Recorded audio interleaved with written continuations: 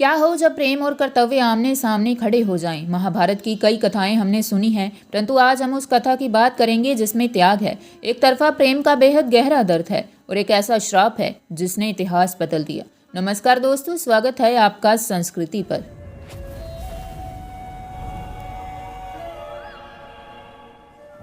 प्राचीन काल में देवताओं और असुरों के बीच भयंकर युद्ध चल रहा था। असुरों के गुरु थे शुक्राचार्य, जिनके पास एक ऐसी चमत्कारी विद्या थी जिसने देवताओं की नींद उड़ा रखी थी, मृत संजीवनी विद्या। इस विद्या के बल पर शुक्राचार्य मरे हुए असुरों को युद्ध भूमि में वापस जिंदा कर देते थे। अपनी हार से घबराए देवताओं ने अपने गुरु बृहस्पति के तेजस्वी पुत्र कच्छ को शुक्राचार्य के आश्रम भेजा। लक्ष्य बहुत बड़ा था, किसी भी कीमत पर यह दिव्य विद्या सीखना।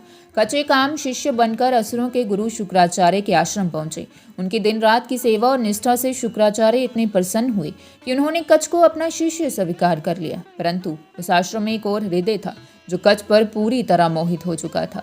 वो थी शुक्राचार्य की इकलौती और लाडली पुत्री देवयानी।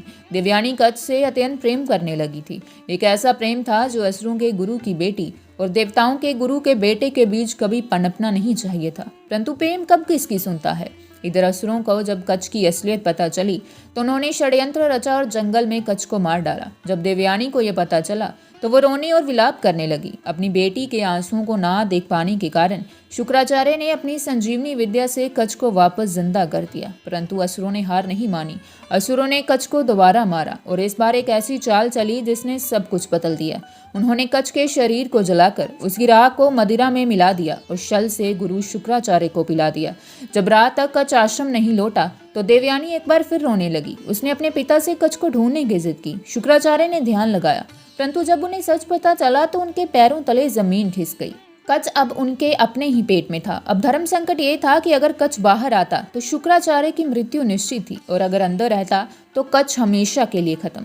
तब शुक्राचार्य ने एक महान निर्णय लिया। उन्होंने ध्यान मार्ग से अपने पेट के अंदर ही कच्छ को मृत संजीवनी विद्या का पूरा ज्ञान दे दिया। विद्या सीखने के बाद कच्छ ने अपने गुरु का पेट फाड़कर बाहर आने का रास्ता बनाया। बाहर आते ही कच्छ ने अपनी सीखी हुई विद्या का पहला प्रयोग और अपने मरे हुए गुरु शुक्राचार्य को तुरंत पूर्ण जीवित कर दिया। देवताओं का लक्ष्य पूरा हो चुका था। कच्छ अपने देवलोक लौटने की तैयारी करने लगा। तभी देवयानी ने रोते हुए उसके सामने अपने अटूट प्रेम का प्रस्ताव रखा और उससे विवाह करने को कहा। यही वो पल था जहां कच्छ को अपने कर्तव्य और प्रेम में से किसी एक को चुनना था। कच्छ ने हाथ जोड़कर नम्र स्वर में कहा, देवयानी, तुम मेरे पूजनीय गुरु की पुत्री हो और क्योंकि मेरा दूसरा जन्म तुम्हारे पिता के ही पेट से हुआ है, इस नाते हमारा खून एक है और तुम मेरी छोटी बहन हुई। एक भाई अपनी बहन से विवाह नहीं कर सकता। अपने एक तरफा प्रेम का ऐसा भयंकर अंजाम देख देवयानी का हृदय बुरी तरह टूट गया। दर्द कब क्रोध में बदल गया पता ही नहीं चला। तड़पते हुए देवयानी ने कच्छ को श्राप दिया, जिस विद्या के गरूर में तुमने मेरे प्रेम को ठुकराया है, जरूरत पड़ने पर वो संजीवनी विद्या तुम्हारे कोई काम नहीं आएगी। कच्छ ने आखिरी बार पीछे मुड़कर देखा और दुख के साथ कहा, देवयानी, तुमने कर्तव्य पालन करते हुए एक शिष्य को बिना गलती के श्राप दिया है। मैं भी तुम्हें श्राप देता हूँ कि तुम्हारा ये अहंकार टूटेगा।